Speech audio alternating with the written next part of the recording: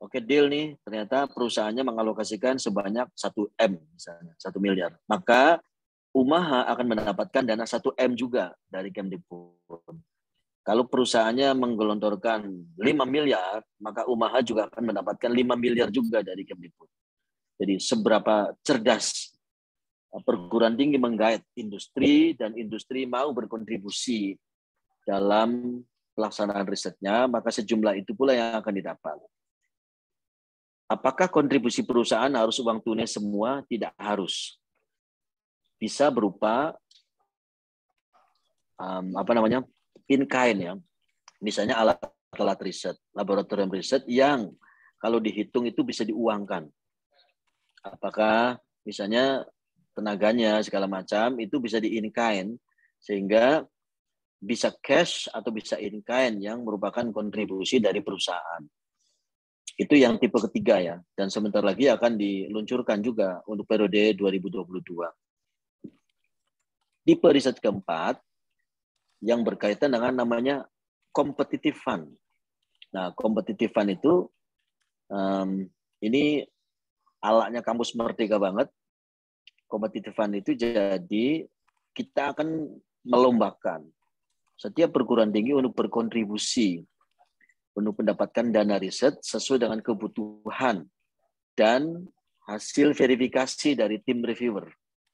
Bisa saja riset A, misalnya riset tentang bioteknologi, kemudian mengajukan dananya 2 miliar, kan bisa. Tapi setelah diverifikasi, ternyata hanya, ini cukup 1,5. Nah, berarti ya nanti 1,5 itu nanti akan ini sama persis seperti bagaimana LPDP dulu memverifikasi seluruh usulan pendanaan riset dengan kesepakatan antara peneliti dengan para reviewer. Tapi penentunya tetap di direksi. Kalau di sini berarti penentunya di Dirjen. Nah, di Direktur Jenderal. Nanti melalui direkturnya. Nah, saya informasikan saat ini secara organisasi, Direktorat Ristek PPM itu sudah terbentuk melalui peraturan menteri. Di organisasi dan tata kerja di Jendikti sudah ada satu tambahan direktorat baru namanya Direktorat Ristek dan PPM. Tetapi sampai hari ini direkturnya belum dilantik. Sehingga sambil menunggu pelantikan pejabat, Pak Menteri menugasi saya untuk pelaksana tugas sebagai Direktur Ristek dan PPM. Riset keilmuan, competitive fund, dan matching fund, karena berkolaborasi dengan LPDP, maka seluruh pendanaannya, skemanya boleh lintas tahun. Sesuai dengan kebutuhannya. Kalau butuhnya misalnya 1 tahun ya, kalau di kontraknya Juni ya selesainya Mei tahun depan. Boleh lintas tahun. Tapi khusus BOPTN penelitian, tidak seluruhnya boleh lintas tahun. Ada yang boleh lintas tahun, ada yang tidak. Tergantung kontraknya apakah kontrak multi years atau kontrak yang single years. Tapi di riset keilmuan, walaupun single years, tapi boleh lintas tahun. Itu agak berbeda dengan BOPTN. Karena yang satu menggunakan APBN Satker, yang satu menggunakan APBN PLU. Atau PNBP BLU. Ya bentuknya APBN juga, tapi asalnya dari PNBP. Nah itu kira-kira sampai di situ. Ini kok sharingnya belum muncul-muncul ya? Saya tadi udah kirim ke Bu Lila, maksud saya dibantu share gitu. Bu Lila, udah terima belum Bu Lila? Boleh dikirim Prof ke chat, nanti bisa saya sharing via saya aja. Tapi bisa dibuka kan Bu? Ini bisa dibuka walaupun bukan PPT, tapi dia bentuknya kayak slideshow gitu. Tapi bisa dibuka. Harusnya bisa. PPTS. Bisa. Assalamualaikum Prof. Mohon izin tidak bisa dibuka Prof. Loh, di saya bisa ya? Bisa. Coba saya share ke Nidi. Saya share ke Nidi sebentar. Sebentar.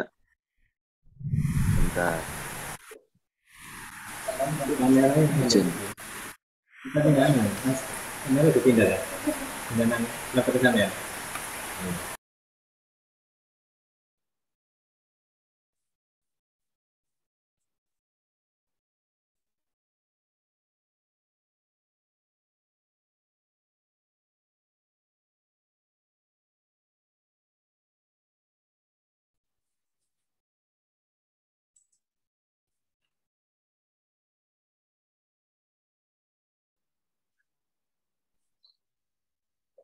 Jadi terkait hibah itu skema-skema besar yang ada di riset ya, yang ada di riset.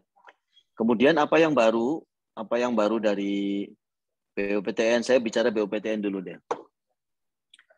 BUPTN kita akan fokus pada bidang-bidang yang berkaitan dengan fokus RIRN, Rencana Induk Riset Nasional. Tetapi dalam rangka transformasi transformasi ekonomi, maka riset-riset kita paling tidak sampai 5 tahun ke depan, berarti sampai 5 tahun ke depan itu Pak eranya Pak Jokowi ya, berarti sampai tahun 2024 itu akan fokus pada 5 hal. Satu yang kita namakan dengan green economy. Nah, green economy itu intinya adalah bagaimana riset yang mengharmonisasikan antara kehidupan manusia dan kehidupan alam. Jadi kita mendapatkan benefits dari ekonomi secara finansial, tetapi tidak merusak lingkungan. Sehingga yang terkait dengan eksplorasi alam itu betul-betul dibuat secara harmonis. Itulah yang kita namakan green economy, supaya udaranya tetap bersih tapi uangnya dapat. Bagaimana pemanfaatan lingkungan, tidak merusak hutan tapi tetap uangnya dapat. Jadi tetap ada upaya-upaya pelestarian. Kira-kira nuansanya seperti itu. Itu yang kita namakan dengan green economy. Yang kedua, fokus kedua terkait dengan blue economy atau blue energy. Jadi mengembangkan, meningkatkan finansial atau benefit secara ekonomis, tetapi berbasis pada energi baru terbarukan yang sumbernya dari laut dan sekitarnya. Kalau tadi dari hutan misalnya, ada dari alam, sekarang dari laut. Yang di laut itu kan ada offshore, ada pantainya, ada ikannya, ada air lautnya sendiri, ada batu karangnya, dan ada macam-macam sumber daya laut, kemudian bisa menjadi energi. Bagaimana mengubah energi fosil menjadi energi yang bisa diperbaharui. Itu yang kita namakan dengan blue energy atau blue economy. Jadi memproduksi barang-barang untuk menghasilkan nilai tambah keuangan, tetapi tetap tidak merusak harmonisasi laut dan komoditas yang ada di dalamnya. Eksploitasinya itu untuk bisa diperbaharui. Jadi energinya tidak lagi menggunakan energi fosil, tapi energi yang menggunakan energi ramah lingkungan.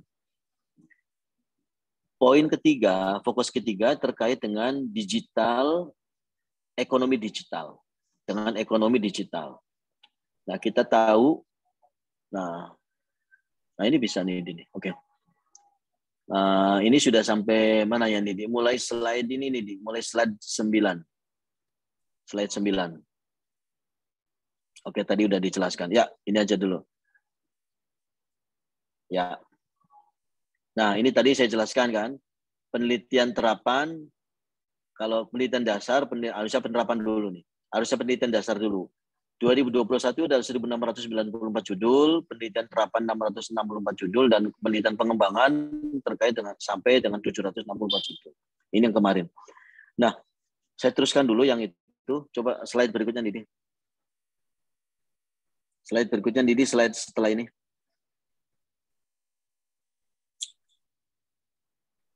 Halo? Slide. Didi. Pindah slide.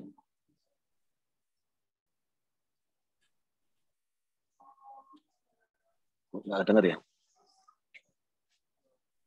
Sudah diganti, Pak? Apa belum terganti di layarnya? Ya, terlambat di sini. Udah, stop sini dulu. Sampai sini dulu. Jadi saya teruskan dulu ya. Enggak, tadi betul. Tadi udah betul itu. Nah, ini sini. Udah. Nah, ini kan. Ini yang nomor 3. Di titik nomor 3 kan muncul kebijakan BUPTN tahun 2022. Itu satu kan tadi udah saya jelaskan, green economy. Yang kedua, blue economy. Yang ketiga, digital economy. Ada yang keempat dan kelima, itu tambahannya. 1, berkaitan dengan pariwisata. Bagaimana pemanfaatan potensi alam Indonesia untuk menghadirkan para pariwisata, tapi melalui basis-basis riset. Jadi bentuknya bisa dashboards, misalnya dashboard pariwisata dunia yang yang lokasinya ada di Indonesia. Destinasi wisata kita dioptimalkan, menghadirkan para turis mancanegara dan para turis domestik, tetapi melalui riset, sehingga kita tidak salah nanti membuat kebijakan-kebijakan di bidang pariwisata. Yang terakhir, itu terkait dengan kemandirian, atau kemandirian itu didominasi oleh kesehatan dan alat kesehatan. Karena kalau kita bicara kesehatan, maka alat-alat kesehatan itu di atas 80% itu masih impor. Sehingga kita bagaimana menciptakan satu produksi dalam negeri, tapi basisnya adalah riset-riset dalam negeri, riset-riset para dosen Indonesia, kemudian dioptimalkan sebagai produk dalam negeri. Oleh karena itu, temanya adalah kemandirian, tetapi isinya sebenarnya alkes, kesehatan dan alat-alat kesehatan. Dan situasi pandemi ini malah menguntungkan ya dari sisi lain ya, selain merugikan dari segi kita lebih waspada, tapi ada nilai positifnya. Ada nilai positifnya yaitu kita menjadi lebih aware, lebih waspada dan lebih kreatif ya. Kreatif menciptakan produk-produk riset, produk-produk hasil riset yang bisa mengarah pada penguatan kemandirian di bidang kesehatan dan alat kesehatan. Kita bisa lihat tahun lalu kalau tidak salah Pak Presiden Jokowi melaunching ya ada 60 produk inovatif di bidang kesehatan. Dari mulai BCL sampai ke vaksin sampai ke Genos, itu semuanya diproduksi perguruan tinggi dalam negeri berbasis riset yang dilakukan selama masa pandemi. Jadi di satu sisi kita sangat hati-hati dengan situasi saat ini, tapi di sisi lain kita sangat kreatif. Dan keuntungan kedua, kita jadi lebih sadar ke teknologi gitu. Yang sebelumnya tidak pernah terpikirkan anak-anak SD belajar dari rumah dengan teknologi Zoom, sekarang sudah sangat biasa. Kita sudah dilatih selama 2 tahun, sehingga digital talent itu juga menjadi salah satu topik ya. Salah satu topik di dalam rangka kemandirian. Karena mau tidak mau kita dihadapkan pada situasi seperti itu. Jadi tidak bisa dipungkiri bahwa talenta di bidang digital itu wajib dimiliki oleh anak-anak sekolah maupun lebih-lebih anak-anak yang mahasiswa. Dan kita sedang berupaya bekerja sama dengan Kementerian Kominfo untuk berkolaborasi menyiapkan itu. SDM-nya, kurikulumnya kita yang menyiapkan, tapi infrastrukturnya menyiapkan itu Kominfo. Jadi kita mendorong terciptanya digital talent itu dengan target 600.000 per tahun. 600.000 per tahun, 600.000 orang per tahun, sehingga bisa di tahun 2030 itu diharapkan bisa lebih banyak. Dan tiap tahun akan bertambah terus jumlahnya, karena kita akan mendorong sebanyak mungkin generasi-generasi dan para pengguna, terutama di bidang-bidang governance maupun di bidang bisnis, apalagi di bidang akademis itu menggunakan teknologi digital yang sudah menjadi kebutuhan utama saat ini. Sehingga ini tantangan ya. Jadi MBKM adalah, coba slide berikutnya nih. Slide berikutnya setelah ini. Tolong. Nah, slide berikutnya itu bicara tentang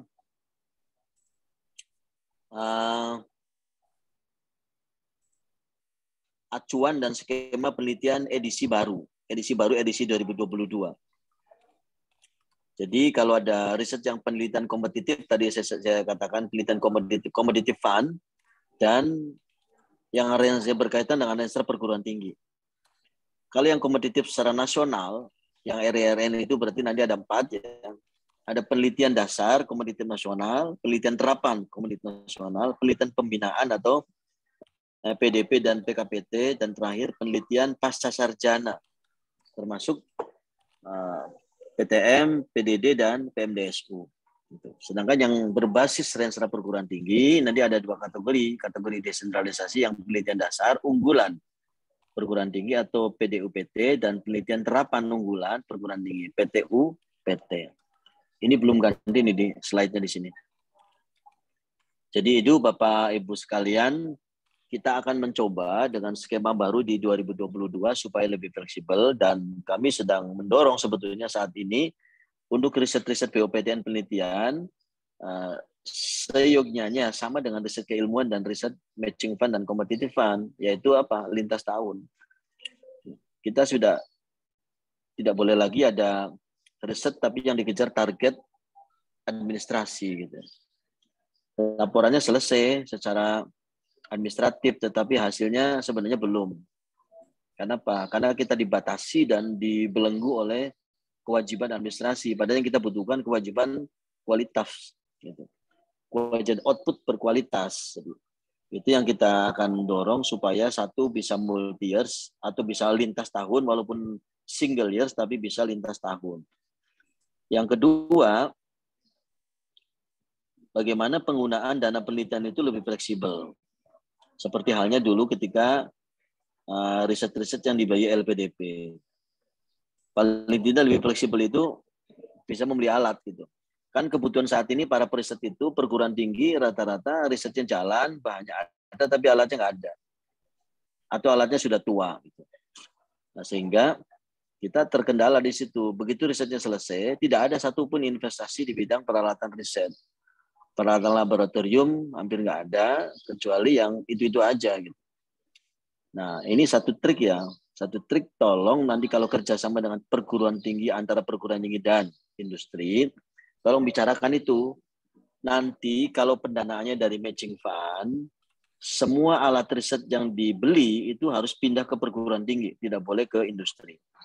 Harus menjadi milik perguruan tinggi. Begitu juga riset keilmuan. Riset keilmuan itu nanti juga ada alat-alat yang diizinkan dibeli sebanyak kurang lebih 40%. Minimal 50% dari total dana riset.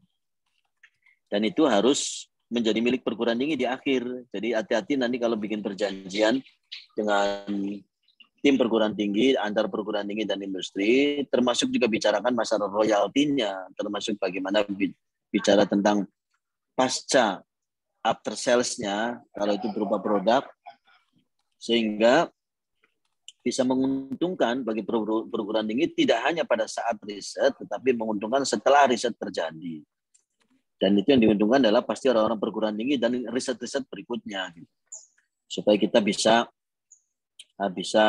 mendapat benefit lain dari pendanaan yang sudah diberikan. Ada titipan tadi dari panitia, bagaimana mendapatkan hibah. Ini tidak ada di slide, tapi yang jelas kunci utama ada di proposal. Ada di proposal. Dan proposal itu harus mencerminkan kinerja riset yang akan dilakukan Bapak Ibu dosen, termasuk dengan mitra di industri. Oleh karena itu, pada saat menyusun proposal, perhatikan hal-hal yang sangat urgent yang harus dinilai. Misalnya, urgensinya riset itu apa sih? Gitu. Urgensi risetnya apa, sehingga kita bisa klarifikasi tentang riset-riset yang akan kita ajukan untuk mendapatkan pendanaan. Dan yang kedua, kolaborasi dengan mitra itu dipastikan sudah memenuhi unsur-unsur administratif dan teknis. Jangan sampai kita risetnya disetujui, tapi masalah dengan industrinya belum selesai. Itu harus diselesaikan di awal supaya tidak ada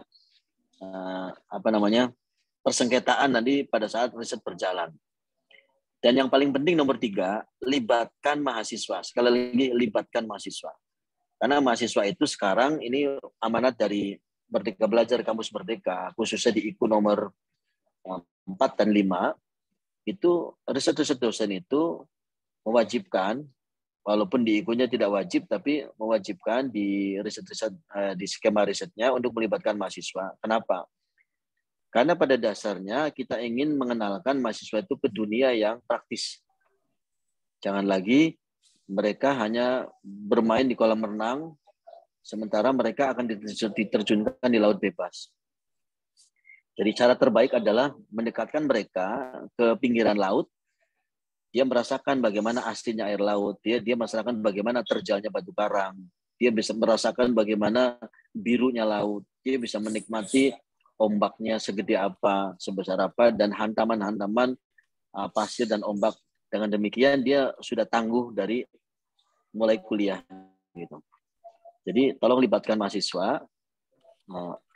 terutama mahasiswa-mahasiswa yang sebidang yang ini akan sangat berguna tidak hanya pada saat dia menyusun skripsi, tetapi akan sangat berguna bekal itu sebagai bekal kompetensi riset pada saat dia lulus. Jadi tujuannya bukan nilai ya, walaupun nilai itu bonus ya. Kalau dia aktif kemudian nilainya dapat 4,0 itu bagus bonus. Tapi yang paling penting di antara nilai itu adalah isinya. Nah, jangan sampai nilainya 4,0 tapi sebenarnya dia nggak ngerti apa-apa gitu. Taunya teori maksud saya. Dia tahu teorinya tapi suruh prakteknya nggak bisa. Nah, terus sekarang di era Merdeka Belajar, Kamus Merdeka itu bukan lagi menjadi tuntutan utama, tapi mahasiswa itu harus dibekali dengan 3 hal. 1, knowledge. Yang kedua, skill. Yang ketiga, attitude. Ini 3 hal ini menjadi 3 lingkaran yang harus bersatu dan ada irisan di situ. Nah, ini tergantung porsinya seperti apa, tapi knowledge, skill, dan attitude itu, atau biasanya kita balik attitude, knowledge, skill.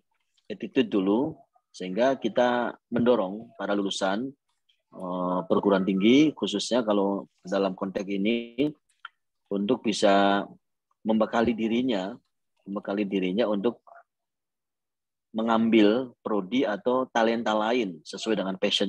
Karena sekarang ada hak 3 semester, setiap mahasiswa boleh mengambil di luar prodi. Makanya saya sebut talenta.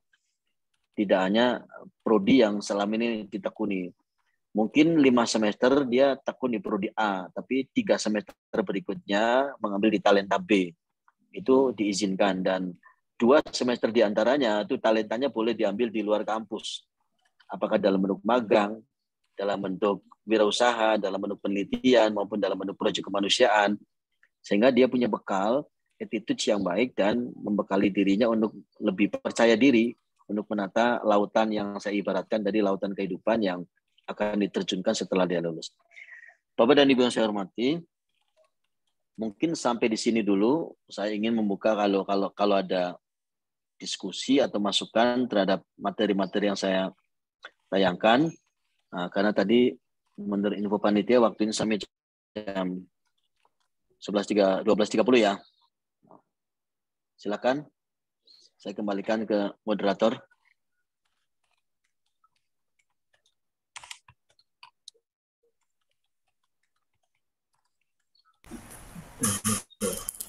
Baik, terima kasih Bapak Dr. M. Sofwan Effendi yang sudah memberikan pemaparan materi yang sungguh luar biasa dan terbaru, mungkin new release bagi kami Bapak Ibu dosen di seluruh tanah air Indonesia. Terima kasih Pak Sofwan. Baik, kepada Bapak Ibu kami buka sesi diskusi. Kepada Bapak Ibu yang ingin bertanya mungkin bisa raise hand secara langsung, karena beliau Pak Sofwan sesuai dengan agenda kegiatan adalah sampai pukul 12, sehingga masih ada waktu kira-kira 2 atau 3 pertanyaan. Kami berikan waktu kepada Bapak Ibu yang ingin bertanya secara langsung ataupun melalui chat. Kami persilahkan Bapak Detasar kita yang ingin bertanya, Bapak Yus Ramadhani. Kami persilahkan Pak Yus. Terima kasih banyak Bu Ila, terima kasih banyak Pak Dr. Sofwan, luar biasa ya. Jadi ini yang saya nantikan ya, karena beberapa bulan lagi kita sudah masuk ke tahun 2022, jadi harus dipersiapkan dari sekarang. Ada sebuah pertanyaan mungkin Pak terkait dengan output yang ada, yaitu tentang produk yang dibuat didasarkan pada hilirisasi. Jadi tim kami ini khususnya teman curhat aja ya, tim kami ini memiliki kerjasama dengan PT KMK Nepal sebagai salah satu dari foundingnya dari program Mas Mufa. Nah, memang punya produk tertentu, produk ini dimanfaatkan dalam dunia industri. Yang jadi permasalahan tadi disebutkan oleh Pak Dr. Sofwan adalah produk yang alat atau produk yang dimaksud dari program Mas Mufa ini itu adalah milik universitas. Nah, apakah ini memang didasarkan kepada kesepakatan dari programnya sendiri atau panitia program, atau memang harus didasarkan pada kesepakatan antara akademisi universitas dengan industri? Karena memang kebutuhan dari produk itu ada di industri. Jadi apakah bisa kita ambil barangnya ke universitas, atau memang ini sudah hak layak dari industri untuk menggunakannya? Nah itu kemudian kedua adalah terkait dengan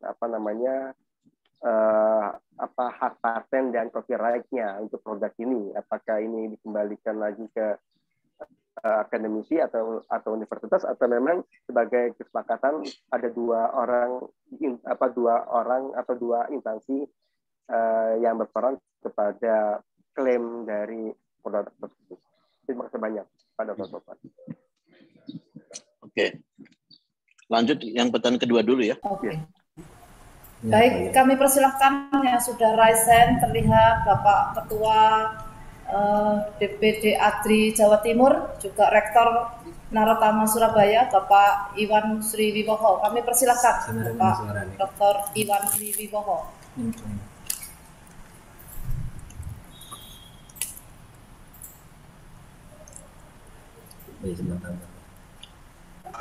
Assalamualaikum. Sudah. Mikrofonnya mati lagi tuh. Ya, mohon izin, saya ingin menanyakan tentang usulan proposal yang biasanya tiap tahun itu diadakan. Apakah masih ada yang di RPM tadi yang seperti tahun-tahun sebelumnya?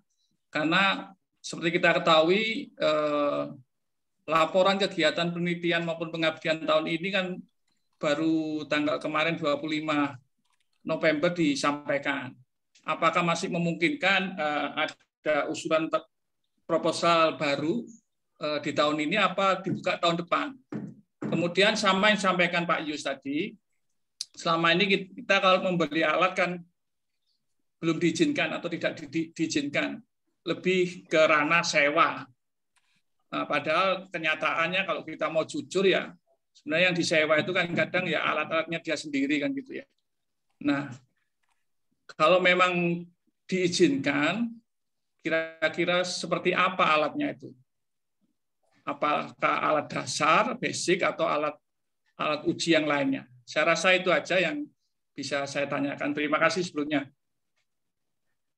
Baik, Ibu Moderator, saya izin jawab keduanya dulu ya, supaya nggak keburu lupa. Pertanyaan pertama dan kedua itu hampir mirip. Pertama dengan kolaborasi. Ketika perguruan tinggi bermitra dengan perusahaan, maka harus disiapkan dua perjanjian. Satu, perjanjian pelaksanaan riset. Perjanjian pelaksanaan riset itu mengatur hal-hal yang terkait dengan tanggung jawab, hak, wewenang, termasuk di dalamnya tentang paten. Nanti patennya diketahui milik siapa. Itu diatur situ. Nah, nanti termasuk hak after paten. Setelah paten dihilirkan nanti bagaimana? Itu diatur di situ. Mengacu kepada undang-undang paten, paten itu sesungguhnya milik penyandang dana. Jadi kalau penyandang dananya itu dari Kemdikbud atau dari LPDP atau dari perhubungan kemudian berkolaborasi dengan perusahaan, maka paten itu sebenarnya milik berdua. Karena perusahaan juga mengalokasikan dana kan. Jadi makanya betul dibicarakan gitu. Perlu dibicarakan siapa pemilik patennya, siapa yang menjadi prinsipal investigatornya. Itu sampai didetailkan di situ, didetailkan di perjanjian. Termasuk alat-alat tadi, pembelian nanti harus dijelaskan. Kalau alat-alat itu berasal uangnya dari dana matching fund yang diluncurkan Kemdikbud kepada perguruan tinggi, maka alat-alat yang dibeli dari uang itu menjadi milik perguruan tinggi. Tapi kalau alat-alat itu dari perusahaannya otomatis kembali ke perusahaan karena dananya mereka kan. Nah sekarang apa itu perjanjian kedua? Perjanjian kedua membahas lebih detail. Perjanjian kedua itu sebenarnya rincian. Oleh karena ketika bicara hak kekayaan intelektual, itu di situ disebutkan di pasal itu. Hak kekayaan intelektual dan pasca penggunaannya dijelaskan atau dirinci atau diatur dalam perjanjian tersendiri. Nah itu. Nanti diatur di perjanjian kedua. Perjanjian kedua itu bicara tentang kepemilikan. Satu, siapa yang memiliki paten. Kemudian kalau ada produk yang dihasilkan, berapa tahun hak eksklusif yang diberikan kepada perusahaan tersebut. Karena ini kan milik bersama ini. Misalnya, yang punya paten kan biasanya perguruan tinggi. Perisetnya kan. Perusahaan itu yang mendanai produksinya. Jadi produknya itu karena dia menggunakan paten kita, paten dosen, maka perusahaan itu misalnya diberi hak 3 tahun eksklusif. Boleh dia menggunakan paten itu eksklusif karena hanya dia yang boleh pakai, sisanya nggak boleh. Perusahaan lain tidak boleh menggunakan dana itu. Tetapi di dalam hilirisasi patennya itu diatur juga berapa persen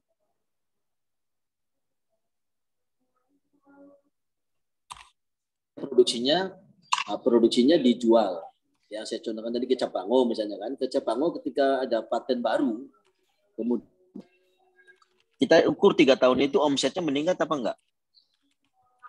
Nah, kemudian berapa nilai omsetnya atau berapa nilai labanya? Ada 2 cara membagi royalti. Satu menggunakan nilai omset, menggunakan nilai laba. Biasanya beberapa perguruan tinggi menggunakan basisnya omset. Jadi misalnya 3% dari omset menjadi milik perguruan tinggi. Atau 5% dari keuntungan menjadi milik perguruan tinggi. Nah, persentasinya itu sebenarnya nggak ada standarnya. Tergantung perguruan tinggi dan kesepakatan dengan industri. Pengalaman saya waktu di LPDP, riset produktif itu ya LPDP, saya biasanya terlibat langsung dalam pembahasan itu. Biasanya ahli hukumnya mereka ketemu dengan ahli hukum LPDP membicarakan itu. Akhirnya kita sepakati. Kami minta 5% dari omset menjadi miliknya perguruan tinggi. Tapi waktu itu saat itu miliknya LPDP dulu. Karena apa? Karena penyandang dananya LPDP. Tapi nanti ada perjanjian itu. Ada perjanjian antara LPDP dengan perguruan tinggi. Bahwa perjanjian LPDP dengan perguruan tinggi itu nantinya gini bunyinya. Semua hak kekayaan intelektual yang berasal atau yang dihasilkan dari pelaksanaan riset adalah milik LPDP atau milik pemerintah lah gitu. Itu undang-undang bunyi begitu. Ayat 2 ya. Untuk pengelolaan paten dan pendayagunaan hasilnya diserahkan atau dihibahkan kepada perguruan tinggi. Nah, ini bunyi gitu. Jadi esensinya adalah milik pemerintah, tetapi pengelolaannya diserahkan pada perguruan tinggi. Sehingga royalti itu nantinya jatuhnya pada perguruan tinggi. Gitu. Itu termasuk paten-patennya. Itu yang pertanyaan dua-duanya ya, baik yang dari nomor 1, penanya 1 maupun penanya 2. Jadi yang dimaksud alat itu alat yang dibeli ya, alat yang dibeli dari dana riset yang diluncurkan dari dana matching fund. Nah, kalau dananya di perusahaannya kita nggak boleh minta. Itu kan dananya dia. Itu. Tapi ada saatnya kita secara eksklusif menggunakan bersama. Diatur aja, disepakati. Terus yang kedua, bagaimana dengan produk? Nah, produk itu tadi yang saya jelaskan, produk itu kan patennya. Produk itu. Kita tidak mungkin memiliki produknya, karena produk itu ranahnya mereka. Tapi yang kita minta adalah royaltinya. Yang kita miliki adalah patennya, bukan produknya. Patennya punya kita. Dan kita berikan hak eksklusif kepada industri, kemudian kita meminta bagian royalti dari itu. Setelah hak eksklusifnya habis, maka kita boleh memproduksi paten itu kepada perusahaan lain. Jadi perusahaan B udah selesai nih patennya, kita ambil, patennya tetap pilih kita kan. Karena apa? Karena pemerintah menyerahkannya pada perguruan tinggi. Gitu. Kemudian kita pindah, kita jual lagi misalnya, kita produksi ke industri C, itu boleh seperti itu, boleh seperti itu. Nah pertanyaan kedua tadi, karena riset ini BUPTN penelitian ini memang tahun ini agak termasuk yang transisional ya, karena baru dipindah oleh BRIN itu bulan Mei, kemudian secara sistem itu baru selesai di bulan Agustus. Baru selesai, sehingga memang agak hektik situasinya, sehingga kita sementara dananya diserahkan, programnya diserahkan, tetapi SDM-nya tidak diserahkan oleh BRIN. Sehingga kita saat itu agak kewalahan, jadi mengundang mereka bersama-sama, tetapi tetap saja kontrolnya itu masih kurang powerful ya. Sehingga memang terjadi beberapa ada keterlambatan, kita akui saja keterlambatan karena sistem itu berpindah. Dari sistem yang dikelola BRIN kemudian dipindahkan ke Pusdatin di Kemdikbud yang dikaitkan dengan PDDikti. Dan di 2022 seluruh sistem itu akan diintegrasikan ke PDDikti dan skemanya berubah seperti yang saya jelaskan tadi.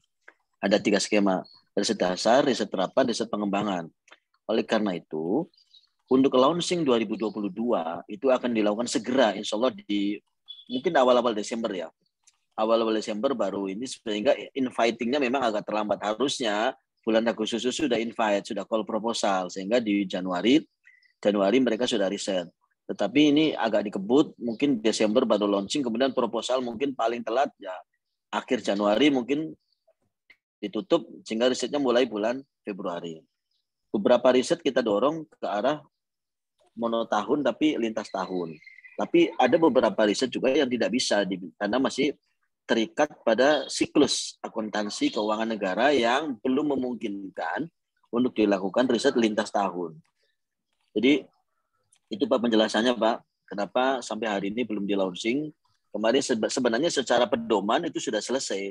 Yang belum selesai adalah sistem simultapasnya yang sudah berpindah dari BRIN ke Kemdikbud, kemudian dikaitkan, diintegrasikan dengan PDDikti dan perlu justifikasi ya, perlu adjustment untuk skema-skema yang baru. Terutama yang dengan kedireka dan matching fund maupun competitive fund, sehingga kita perlu penyusunan mungkin dalam 1 minggu ke depan, insya Allah sudah selesai dan segera kita launching. Demikian jawaban saya. Mudah-mudahan bisa memberikan penjelasan yang memadai. Terima kasih Pak Sofyan. Ya, silakan moderator, kalau masih ada waktu boleh 1 orang lagi, kecuali kalau menurut Ibu waktunya sudah habis. Belum Pak, kami masih memberikan waktu kepada Pak Sofyan. Ini ada pertanyaan melalui chat Pak, atau mungkin saya sapa dulu dari dosen Umaha dari Prodi Teknik Mesin, Bapak Doni Perdana. Assalamualaikum Pak Doni Perdana.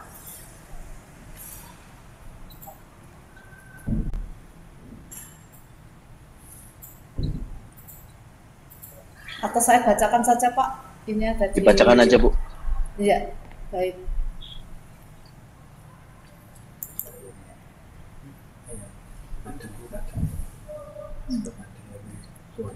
Ini mau penanya dari Bapak Doni Perdana, Prodi Teknik Mesin. Mohon izin bertanya Bapak Sofyan, perihal mitra industri, jika industri kecil, apakah bisa dijadikan mitra, misal industri pengecoran logam di daerah Pasuruan? Terima kasih. Sebenarnya kategori industri itu memang kita harapkan itu yang mampu memproduksi hasil riset kita ya.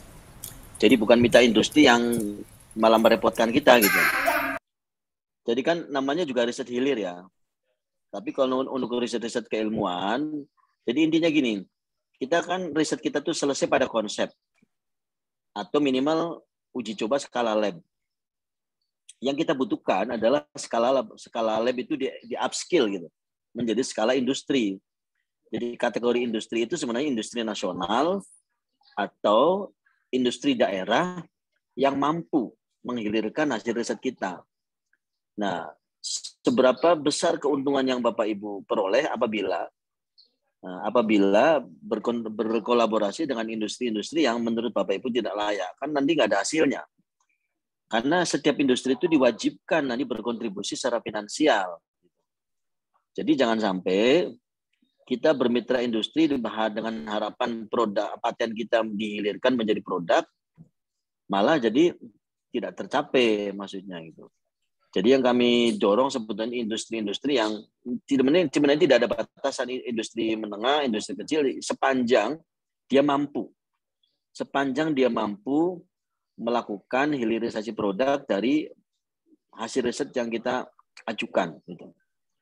Dan mau berkontribusi sesuai dengan ketentuan yang telah ditetapkan oleh matching fund-nya Kemdikbud. Kita list profilnya dulu, Pak.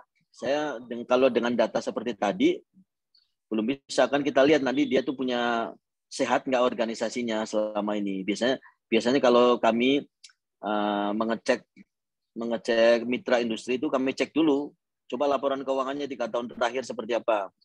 Jangan-jangan nanti dia malah utangnya banyak.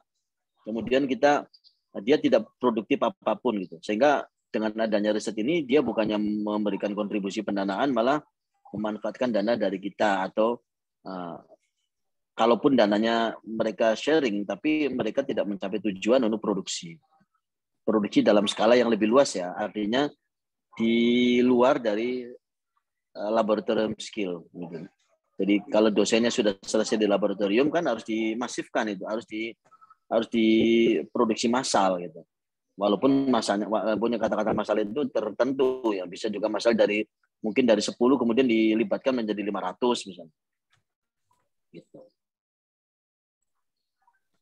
Begitu. Jadi pada dasarnya bisa, sepanjang kriteria lain. Nanti dari kesehatan keuangan, dari kapasitas produksi, dari itu nanti itu diukur lagi. Gitu. Begitu, Bu. Ya, Prof, ini dari Ketua STKIP Singkawang, Prof, dari DPD Agri juga di Kalimantan Barat, Pak Andi. Pak Andi Mursidi, Assalamualaikum. Silakan untuk bertanya langsung kepada Bapak Dr. Syafwan Effendi. Ya, terima kasih Bu Lila. Selamat siang Pak Stopwan. Ya Pak Andi, udah lama nggak ketemu nih. Iya Pak, kangen Prof. Mudah-mudahan bisa ke Jakarta ada waktu dekat Prof. Ya, silakan mampir di lantai 10 gedung D. Siap-siap Prof, terima kasih Prof. Izin Prof untuk riset tahun depan, apakah masih dikaitkan dengan klaster penelitian masing-masing perguruan tinggi, Prof? Itu aja, singkat aja itu. Okay. Ya, Prof. Ya. Sebenarnya si topik utamanya adalah kita pengelompokannya berdasarkan riset-riset dasar terapan pengembangan. Ya. Kalaupun masih ada klaster, misalnya ini khusus PTNBH, khusus PTNBLU, khusus PTN Target, tapi kami ingin mencoba ini supaya semua riset itu dinikmati oleh semuanya. Jadi yang selama ini hanya PTNBH misalnya, ya kenapa kalau PTN Satker bisa, atau PTN swasta yang itu kenapa nggak bisa gitu. Jadi pada intinya kita akan mendorong semua perguruan tinggi berkesempatan mengajukan semua produk sepanjang dia memenuhi kriteria. Jadi kalau misalnya kan sekarang riset strategik, kenapa harus PTNBH saja yang boleh, sementara PTN Satker juga banyak yang peneliti yang bisa, ya itu kita izinkan aja nanti. Kita nanti akan dorong ke sana. Tapi nanti tunggu peluncurannya Pak Andi. Pak Dirjen dan Mas Menteri mudah-mudahan akan meluncurkan program riset ini walaupun mungkin secara daring ya. Supaya kita bisa bersama-sama diskusi nanti pada saat peluncuran bersama Pak Dirjen, dan akan mengundang seluruh pimpinan perguruan tinggi atau kepala LPPM seluruh Indonesia nanti. Sesuai dengan kapasitas Zoom nanti. Atau melalui YouTube ya, sehingga bisa dinikmati oleh banyak orang. Begitu Pak Andi. Ya, terima kasih Pak. Salam. Baik, terima kasih kami sampaikan kepada Pak Andi dan Bapak Ibu yang sudah bertanya secara langsung kepada Bapak Dirjen Sumber Daya, Bapak Syafwan Effendi.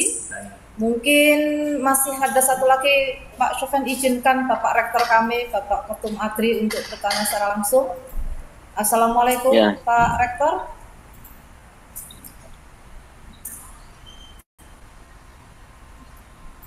Kami persilahkan Bapak Rektor, Bapak Dr. Ahmad Fathani Rodi untuk bertanya langsung kepada Pak Dirjen. Assalamualaikum. Salam. Masih di mute itu. Pak Kiai Fathani masih di mute. Iya, nggih. Mongga silakan Bapak Rektor. Kita ini pernah MOU dengan Taiwan, dari UNU itu ada 30-an. Kemudian salah satu targetnya adalah kita memanfaatkan produk-produk industri dari Taiwan ya maksud saya. Yaitu alat-alat yang sudah 5 tahun itu bisa diberikan kepada kita, tapi untuk perguruan tinggi, dan akan kita bongkar sebagai bahan penelitian untuk pengembangan dan modifikasi. Nah, pertanyaan saya adalah, apakah model seperti itu bisa diperkenankan oleh pemerintah, yaitu apakah juga ada fasilitasi untuk impor bahan peralatan-peralatan yang untuk produksi, karena di Taiwan itu 5 tahun barang-barang produksi kesehatan terutama itu harus diganti yang baru. Sementara yang lama itu akan diberikan kepada kita. Kita sudah punya 33 perguruan tinggi yang di Taiwan itu MOU dengan UNU-UNU yang ada itu. Nah, mungkinkah itu bisa dilakukan dalam program-program yang ada di Pak Sofwan, dan apa itu proposal yang bisa memberikan kemudahan untuk itu? Makasih Prof, makasih Pak Sofwan. Ya Pak Kiai, kalau seperti itu transfer saraf saja, tidak perlu melalui riset, itu bisa dengan mudah. Jadi kami banyak menerima usulan dari perguruan tinggi dalam negeri, Bapak ini aja, bersurat saja, surat antara perguruan tinggi dalam negeri dengan yang di Taiwan itu, kemudian diajukan ke Dirjen Pendidikan Tinggi, artinya yang satu menyetujui menerima, yang satu menyetujui memberi gitu.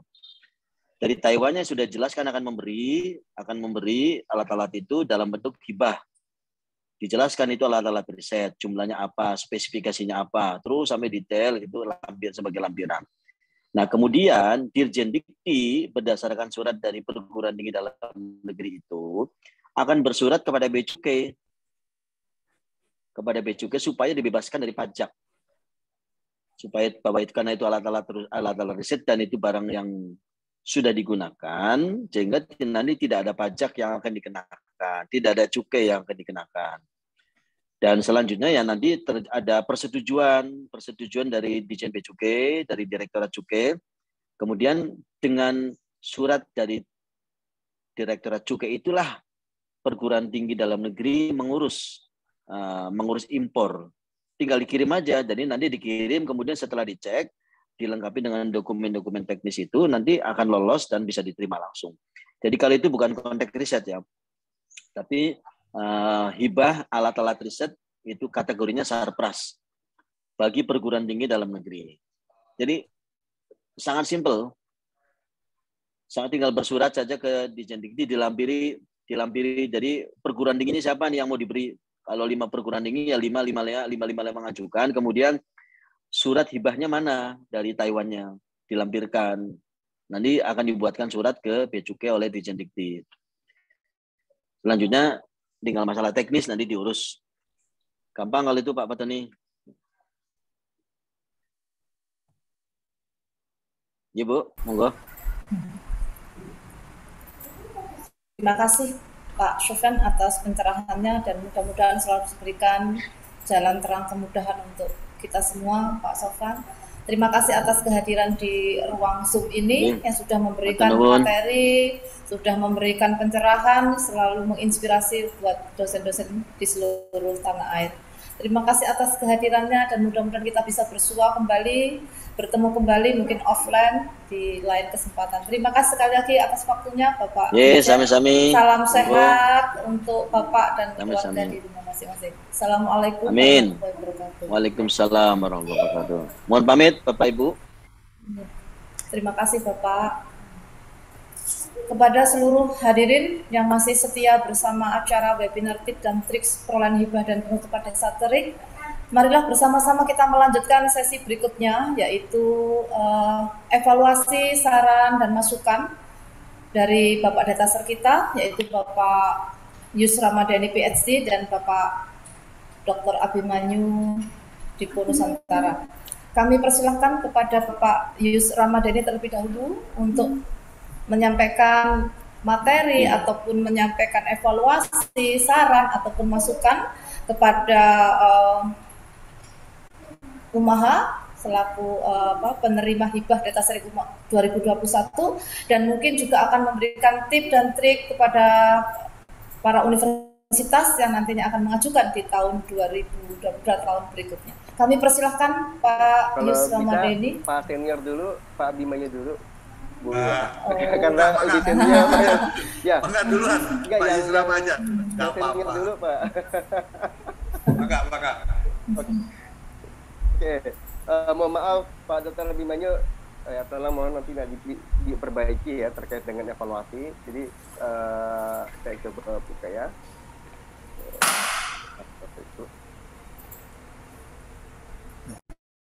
Saya share dulu ya Bapak Ibu, mohon maaf.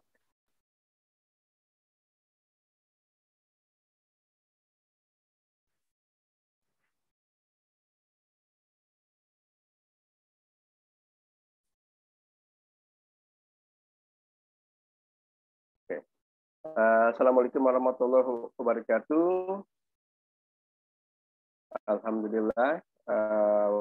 Alhamdulillahirrahmanirrahim. Wassalatu wa ala sayyidina mursalin wa imamil muttaqin wa ala alihi wa sahbihi wa sallam. Amma ba'd.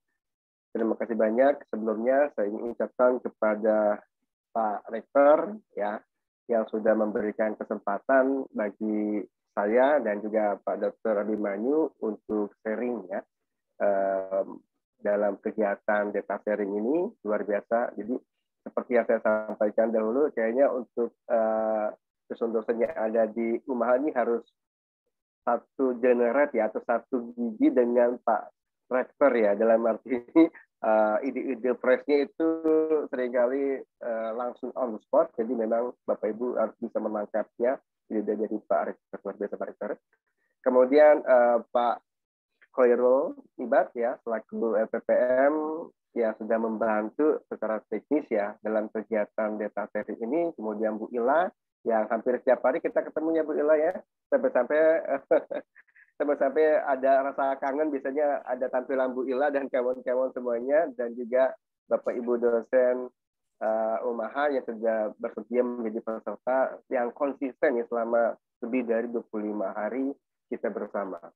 Sebelumnya izinkan saya melakukan evaluasi dari apa yang sudah saya kerjakan ya dengan beberapa teman dan dengan dosen ya.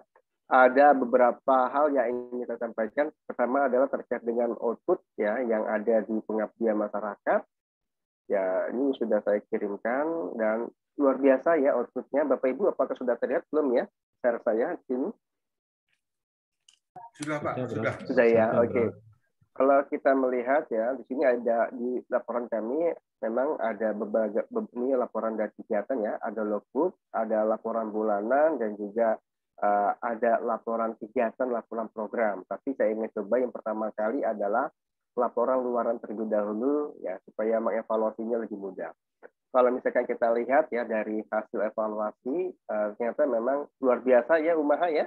Sudah bisa men-set gitu ya, dan yang hebatnya adalah bisa tahu bahwasanya seakan-akan tahu bahwasanya data terdapat, kemudian seirama dengan kegiatan pelaksanaan KKN. Jadi ternyata pihak dari teman-teman LPPM mungkin sudah menerawang bahwasanya kalau dapat data share kemudian bisa menjadi guiding untuk kegiatan KKN. Yang alhamdulillah untuk kegiatan KKN ini yang awalnya dari targetan Pak Khairul itu 50 ternyata bisa sampai 455 ya untuk kegiatan mahasiswa yang terlibat ya. Aplaus untuk tim dari data share ya di Umaha ini. Kemudian kita lihat juga di sini ada selain dari pelatihan untuk melibatkan mahasiswa dalam bentuk KKN tematik, selain mahasiswa terlibat ternyata ada kegiatan KKN yang dilaksanakan ya. Yaitu satu kegiatan saya kira, tapi di sini banyak sekali mahasiswa yang terlibat yang awalnya 50 menjadi 455 dengan berbagai macam kegiatan. Alhamdulillah kita sudah melaksanakan evaluasi juga ya dengan mahasiswa sampai jam 10 ya, jam 10 lebih ya jam 10 malam atau jam 11 malam, saya lupa, itu seluruh kegiatan mahasiswa dan monitoringnya terlaksana dengan baik ya. Semoga sih berharap output dari kegiatan KKM lebih jauh lagi ya, bukan hanya menjadi buku dan menjadi laporan saja, tetapi ada yang lebih real, misalkan tadi membantu UMKM, membantu UMKM dalam menyelesaikan permasalahannya seperti sertifikat halal dan lain sebagainya. Oke. Kemudian untuk program pengembangan bahan penyuluhan buku dan teknologi tepat guna itu yang awalnya 1. Jadi setiap program ternyata yang saya telah ini bisa menghasilkan 2 output ya, luar biasa. Contoh misalnya saja pengembangan bahan penyuluhan dan buku teknologi tepat guna yang dilaksanakan selama kurun waktu 10 hari. Itu targetannya hanya 1 dokumen bahan penyuluhan, ya, dokumen bahan penyuluhan, tetapi bisa direalisasikan menjadi 2. Dan bukan hanya itu saja, untuk kegiatan pengembangan bahan penyuluhan dan buku teknologi tepat guna, itu juga bisa menyusun buku TTG yang awalnya 3 disebutkan di dalam targetan dari kementerian, itu bisa menghasilkan 4. Jadi ada totalnya 6 untuk kegiatan pengembangan bahan penyuluhan dan buku teknologi tepat guna. Kemudian untuk kegiatan yang ketiga, yaitu penyusunan proposal masyarakat. Untuk penyusunan proposal masyarakat, awalnya ditargetkan hanya 5, tetapi ketika saya mengevaluasi itu bisa sampai 10 proposal. Ya, 10 proposal sudah siap untuk dikirim dan proposal PKM sudah siap untuk diajukan. Nah ini saya kira ini keberhasilan dari semua tim ya, mulai dari kegiatan pelatihan untuk melibatkan mahasiswa dalam KKN tematik, kemudian juga mengembangkan bahan penyuluhan dan buku teknologi tepat guna dan penyusunan proposal pengabdian masyarakat. Oke. Ini logbook ya, logbook dari yang sudah kita laksanakan ya, dari mulai Agustus ternyata jatah dari 25, saya kira 25 itu langsung kegiatannya, ternyata dari kementerian dihitung 25 itu di awal pembukaan dan juga koordinasi. Jadi sebenarnya hakikatnya pelaksanaan dataser di UMAHA ini sebanyak 27 hari, 25 plus 2 hari. Gitu. Berbagai macam. Nah, yang kami memudahkan bagi kami para dataser, terima kasih banyak nih Pak Sam dan timnya, itu adalah update ya, update ke kemana?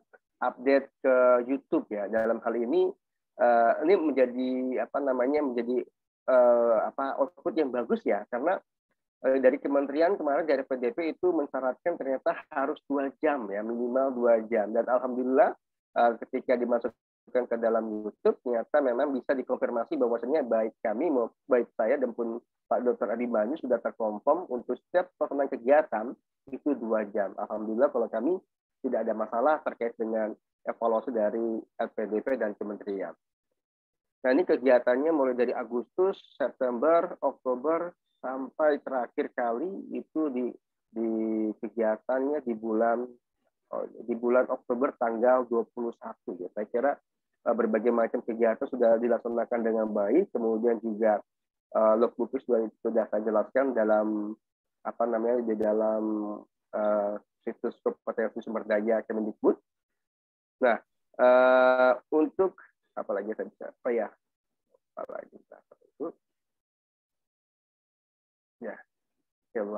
Ibarat sudah, lapor sudah. Untuk Monef, ya alhamdulillah sudah dilaksanakan juga ya. Kami juga sudah mengisi ya, sudah mengisi terkait dengan Monef.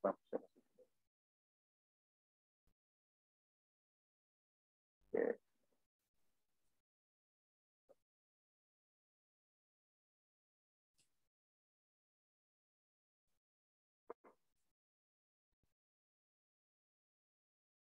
Ya, untuk Monef dan evaluasi juga sudah saya sampaikan ke kementerian ya, bahwasanya terkait dengan bagaimana aksi dari evaluasi dan juga monitoring dan evaluasi terkait dengan pimpinan ikut mengikuti kegiatan acara selama berlangsung ini luar biasa nih. Ini Pak Rektor dan Pak Koirul Ketua LPPM selalu hadir ya, baik dari kegiatan di pengabdian masyarakat di tim saya maupun dari kegiatan di penelitian di Pak Dr. Abimanyu, kemudian juga melaksanakan sosialisasi tentang program data sharing ke seluruh jajaran universitas ya. Jadi bukan hanya di UMAHA ya, ada juga ada beberapa dosen juga dari instansi luar ya, instansi lain yang ikut kegiatan ini. Kemudian melibatkan seluruh dosen dan juga TNI dan menyediakan fasilitas pendukung. Nah, terlebih tadi ada reward ya, ini luar biasa ya Pak Rektor ya, ada reward untuk dosen-dosen yang memang konsisten dalam pelaksanaan dalam mengikuti kegiatan data sharing di tim pengabdian masyarakat. Oke. Kemudian ya, untuk proposal Bapak Ibu apakah sudah terlihat ya untuk slide saya?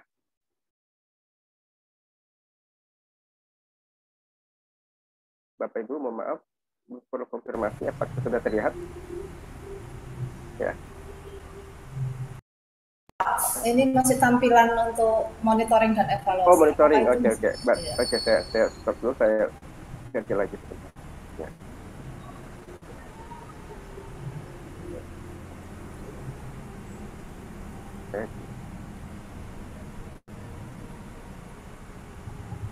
Oke. Bapak Ibu, tadi sudah disampaikan oleh Bapak Dr. Sofwan ya terkait dengan terkait dengan perubahan-perubahan yang ada di bagian penelitian.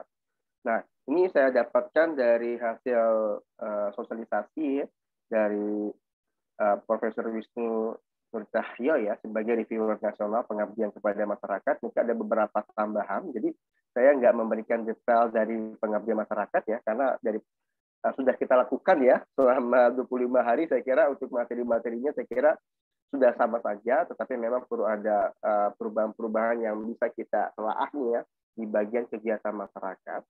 Nah, untuk tahun 2022 maka ada beberapa skema yang kita bisa dan kita telaahnya yang bisa kita siapkan dari saat ini. Oke, tadi juga sudah disampaikan oleh Pak Dr. Sofwan bahwasanya untuk fokus pengabdian kepada masyarakat ya. Nah, ini masih dalam berbicara masyarakat di era MBKM ya, Merdeka Belajar Kampus Merdeka. Ada 4 hal yang akan dijadikan sebagai fokus pengabdian dan pengembangannya. Yang pertama adalah green economy. Nah, ini terkait dengan sustainability, perubahan iklim dan juga energi. Kemudian ada juga blue economy, ini dikaitkan dengan maritim, kelautan dan perikanan. Kemudian teknologi tepat guna dan STIM ya. Kemudian pariwisata, mendorong kebangkitan sektor wisata, teknologi dan alat kesehatan atau penanganan COVID dan mendorong kemandirian bangsa, dan juga terakhir teknologi digital atau pemanfaatan teknologi dan informasi digital. Nah, ke-6 topik ini mohon untuk disesuaikan dengan topik proposal yang ada di Bapak Ibu.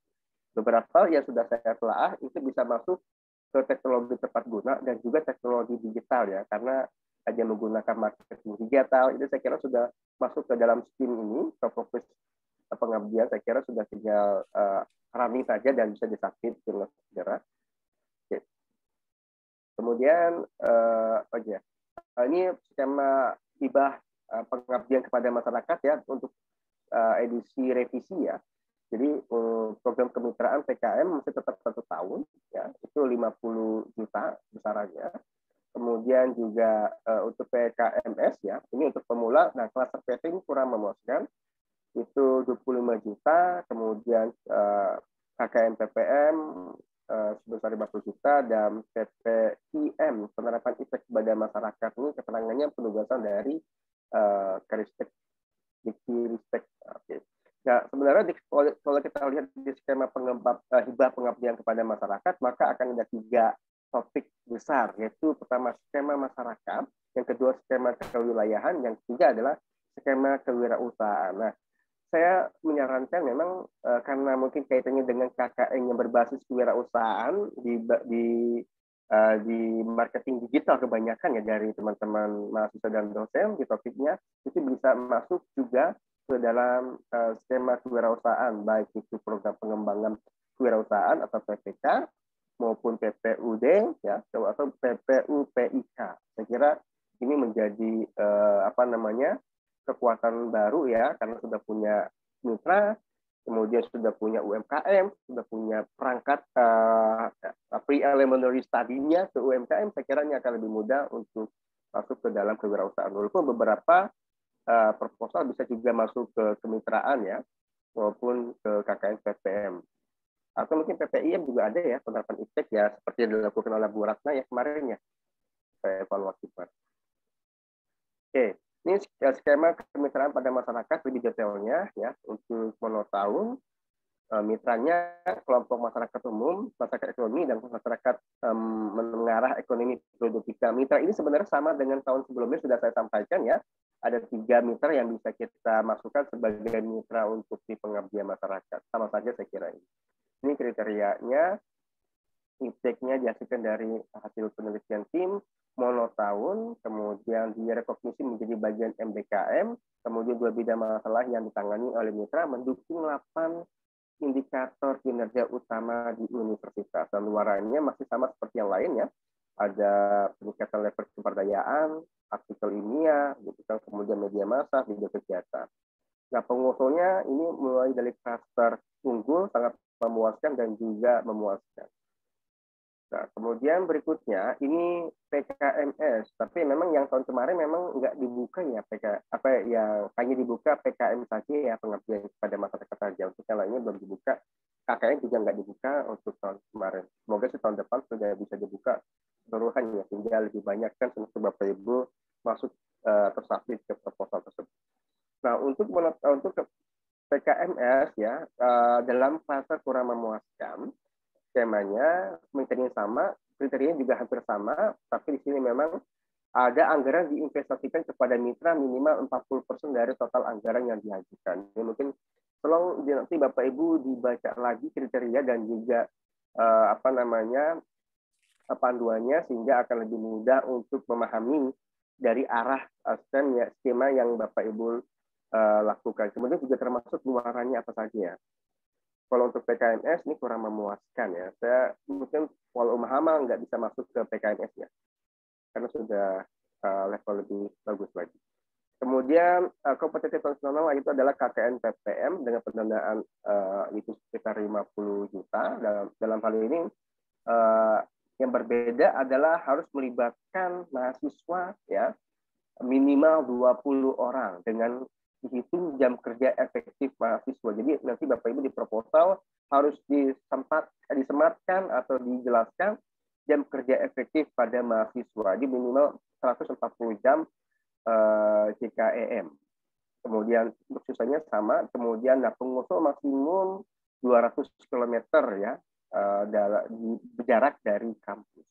Untuk luaran saya kira hampir sama saja dengan kegiatan atau dengan skema lain.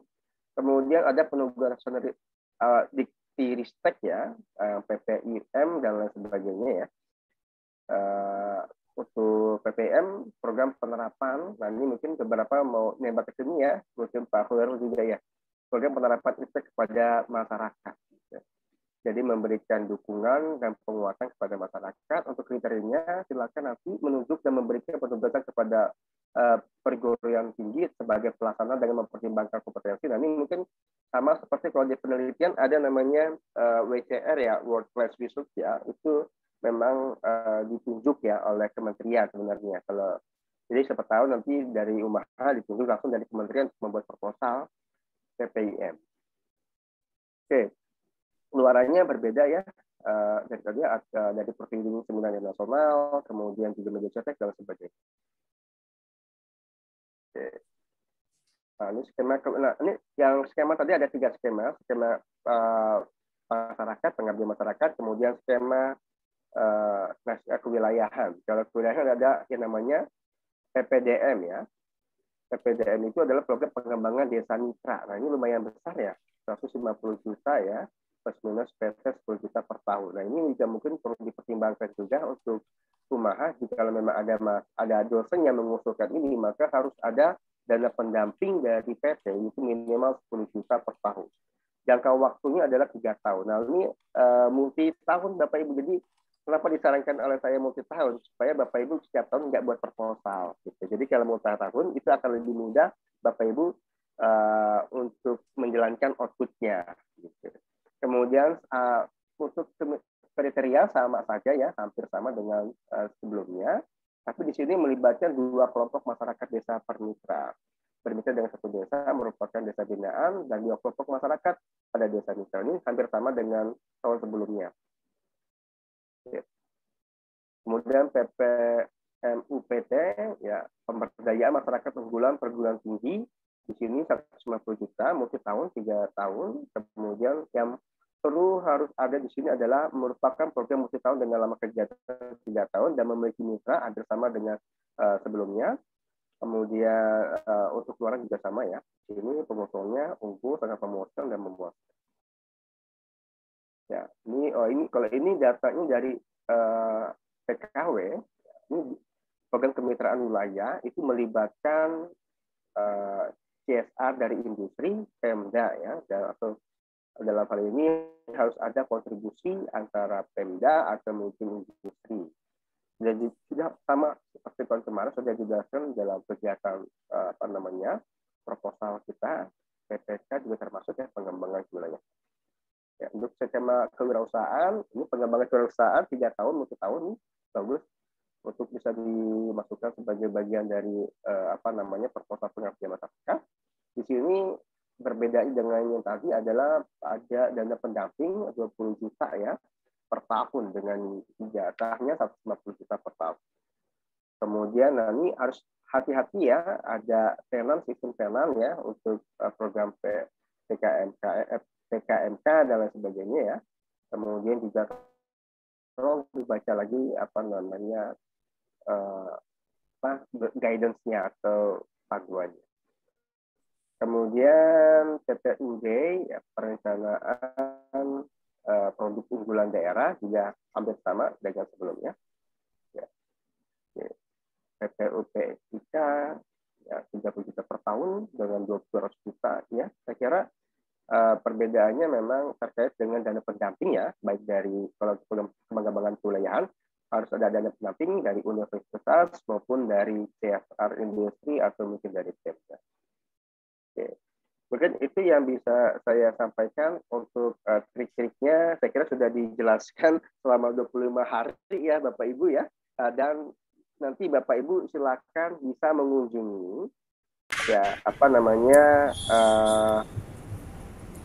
YouTube-nya ya, mengunjungi YouTube dari Umaha ya, itu sudah ada di sini di bagian Humas Umaha Sidoarjo. Di sini ada data sharing Umaha ya. Jadi semuanya sudah lengkap di sini. Ini memudahkan kami. Terima kasih banyak nih tim IT dari Umaha memudahkan kami untuk mengevaluasi kegiatan dari pelaksanaan kita di YouTube ini, sehingga pihak monitoring juga dari LPDP dan dari kementerian juga mudah untuk mengecek apakah benar atau tidak nih kegiatannya telah sama. Oke, silakan di search aja di YouTube-nya, nanti akan keluar hari demi hari dalam pelaksanaan. Saya kira itu. Oke, mungkin itu yang bisa saya sampaikan. Terima kasih banyak Bu Ila atas kesempatannya. Wassalamualaikum warahmatullahi wabarakatuh. Waalaikumsalam warahmatullahi wabarakatuh. Terima kasih juga Pak Yus yang sudah memaparkan karyanya, tidak pernah bosan-bosannya untuk selalu memberikan hal-hal yang baru dan menginspirasi kita sebagai dosen. Baik, untuk selanjutnya kepada Bapak Detaser kita yang juga selalu setia, selalu on time Bapak, saya selalu teringat kehadiran Bapak yang on time sehingga kami di sini di Umaha selalu terinspirasi untuk mengikuti kegiatan ini. Baik, untuk sebelum ke Pak Abi, mungkin dari Pak Rektor ada tanggapan terkait dengan evaluasi, saran, ataupun masukan dari Bapak Detaser kita Pak Yusrama. Kami persilahkan terlebih dahulu. Ya, terima kasih. Mendengar suara saya? Halo? Alhamdulillah, mendengar Bapak. Oke, terima kasih Pak Yusrama. Ini hasil evaluasi tadi mengejutkan saya. Jadi luar biasa tim dan memudahkan kita semuanya, termasuk saya juga lagi tunggu-tunggu mana yang bisa segera saya tindak lanjuti. Ternyata kami juga seperti yang tadi saya sampaikan, kami ini sudah MOU dengan perusahaan-perusahaan bisa digunakan 3-in-1 itu. bisa digunakan untuk pelatihan, bisa untuk pendampingan, dan untuk penelitian. Nah, mungkin satu saja yang sekarang ini mau kita fokus, yaitu PPK. PPK karena kita sudah kerjasama dengan Mas Bion untuk menciptakan 1 juta usaha baru. Nah, oleh karena itu nanti tolong Bu Direktur Penelitian segera koordinasi untuk kita rapat dengan pihak Mas Pion dalam bentuk bintek nanti. Kita akan buat bintek. Oleh karena itu mohon Pak Yus sama Pak Abimanyu bukan sebagai detaser tapi sebagai narasumber gurunya nanti ya untuk bintek. Nah, kemudian yang kedua saya ucapkan terima kasih kepada teman-teman yang sudah sangat memuaskan Pak Rama dan Mbak Abimanyu tentang produknya itu rata-rata lipat gitu loh. Targetnya, outputnya 2, kita dapat 4. 5 dapat 450. Nah, ini kan juga merupakan hal yang luar biasa. Maka saya akan memberi reward kepada tim Detaser ya. Pertama, bukan selaku rektor, bukan, tapi selaku Presiden Asosiasi Dosen Republik Indonesia akan saya berikan penghargaan dosen berprestasi tahun 2021 dengan bukti-bukti yang tadi termasuk kepada pembinanya yaitu Pak Yusrama Deni dan Pak Abimanyu sebagai tutor atau sebagai pendamping dalam dosen-dosen sehingga kita akan terbitkan juga itu. Tidak hanya itu saja, saya juga akan siapkan transferan gitu ya. Jadi setiap peserta 1 juta. Nah, luar biasa Pak Rektor. Nggak tanggung-tanggung ya. Luar biasa. Harus di awal Pak Rektor bilangnya 1 juta per orang. Dari beasiswa itu barusan transfer 1,8 miliar. Nah, itu nanti kita bagian syukuran kita lah. Ya termasuk tutornya gitu ya. Alhamdulillah. Terima kasih banyak Pak Rektor. Kami akan undang online Pak ya. Siap. Supaya tahu kampus kami bagaimana. Ya kami kampusnya kampus yang masih sederhana gitu ya. Tapi ya insya Allah kerasan kalau di kampus kami. Ya, terima kasih. Untuk berikutnya saya minta nanti tim yang menangani tindak lanjut ini, apalagi tadi sudah dikasih bumbu-bumbu dan kami juga siapkan semua peserta ini mengajukan proposal dan kami siapkan dana mandiri per proposal 2-5 juta. Nah, jadi tahun 2022 itu sudah kami siapkan dana mandiri. Sementara nanti dapat hibah atau tidak itu urusan rezeki dan barokah saja. Kalau rezekinya dapat ya dapat. Tapi kita tidak mengandalkan yang begitu-begitu karena ingin budaya yang sudah mulai membuat semangat kita semua ini sudah jalan. Jangan-jangan mengandalkan dari hibah tapi ternyata nggak dapat, patah arang, patah hati, akhirnya patah semangat.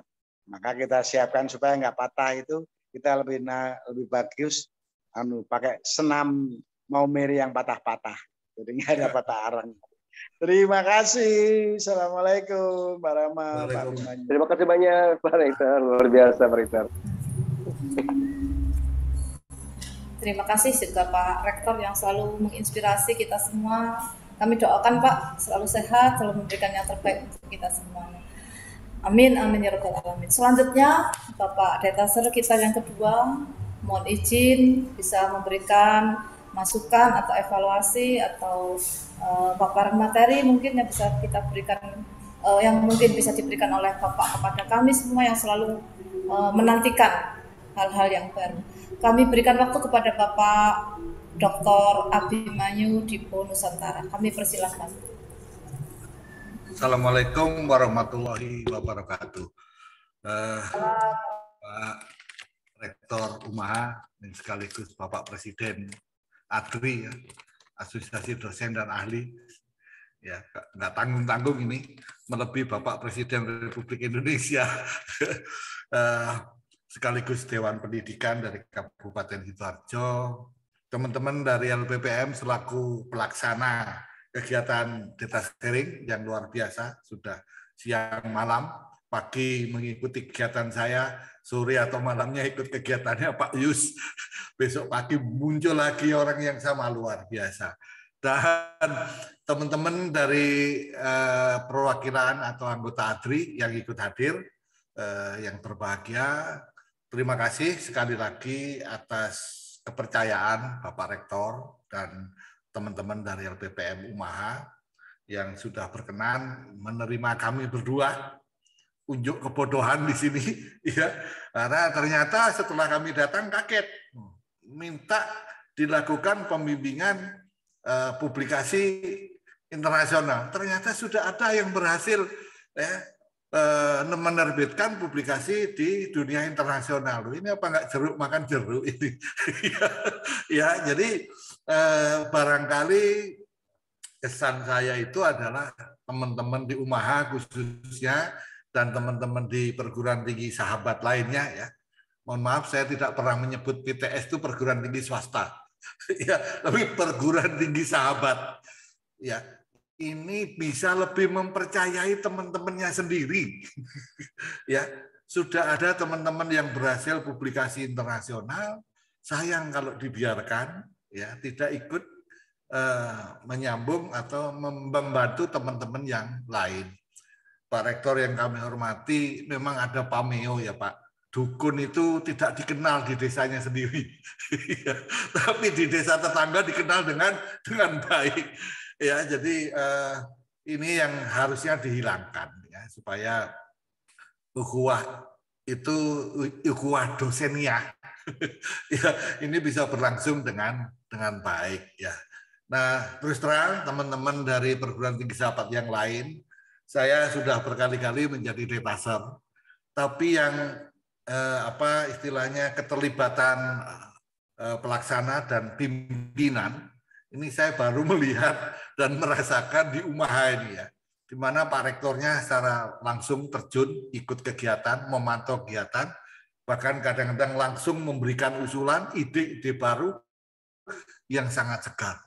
Terus terang baru kali ini ya, ini bukan karena tadi Pak Rektor menjanjikan macam-macam ya, tapi fakta. Pak Yus saya rasa juga memiliki kesan yang sama ya. Tahun lalu saya menyelenggarakan data sharing di 3 perguruan tinggi, saya tidak merasakan hal seperti itu. Jadi mohon nanti untuk data sharing berikutnya Pak Rektor dan teman-teman bisa lebih mempertahankan apa yang sudah ada praktek baik ini, sehingga paling tidak selama 5 tahun itu dapat kegiatan data sharing. Ya, sehingga UMAHA barangkali nanti AIPT-nya bisa dapat A, Pro.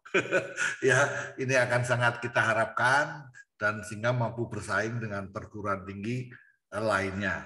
Nah, apalagi pada masa-masa COVID ini banyak perguruan tinggi sahabat yang mengalami pukulan telak, mahasiswanya berkurang drastis.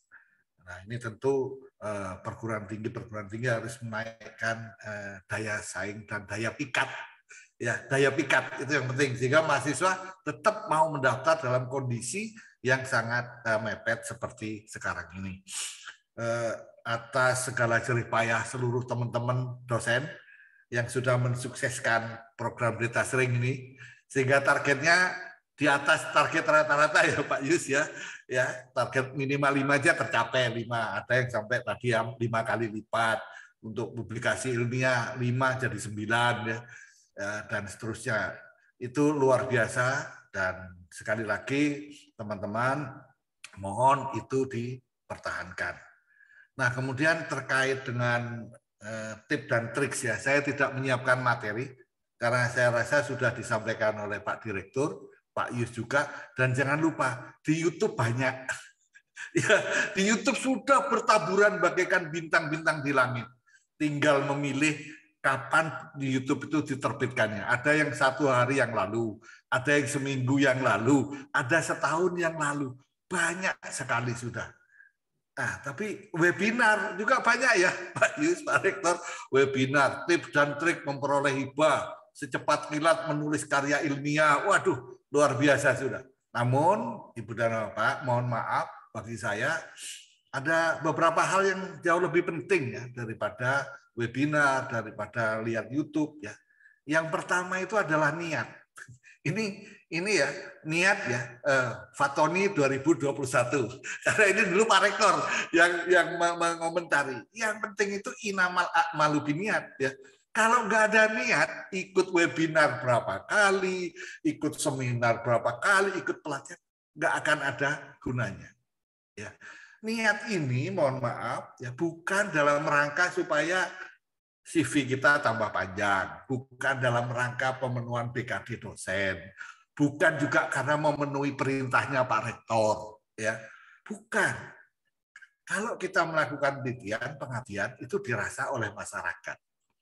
Kita melakukan publikasi itu agar karya anak bangsa dikenal di dunia internasional. Jadi sesungguhnya melakukan kegiatan penelitian dan pengabdian pada masyarakat itu adalah dalam rangka bela negara. Bela negara Ibu dan Bapak, ya. Bagaimana membuat masyarakat menjadi lebih maju, lebih sejahtera, itu bela negara. Jadi bela negara itu bukan hanya anti teror, bukan hanya angkat senjata, tapi termasuk kita publikasi. Ya, jadi mohon kesediaan Ibu dan Bapak, niatnya dulu. Niat adalah untuk melakukan bela negara. Setelah itu baru pesan-pesan dari Pak Rektor, dari Pak Direktur, dari Pak Yus, ya. Yang kedua itu apa? Ikro, ya. Baca itu pedoman, ya, teliti setiap petunjuk, ya, setiap permintaan itu ditelaah dengan benar, ya. Tidak harus 200 sekian halaman itu dibaca semua ya Pak Yus. Pilih dulu kira-kira kita ini bisa masuk ke paket atau ke ini program yang mana sesuai dengan kemampuan kita. Lalu dipelajari permintaannya, luarannya apa saja, mampukah kita? Ya, ikro itu dulu. Nah, setelah itu pasti harus kita pelajari bagaimana peraturan keuangannya. Dibaca SBKM, ya, SBM, standar biaya masukan untuk tahun depan. SBU-nya seperti apa?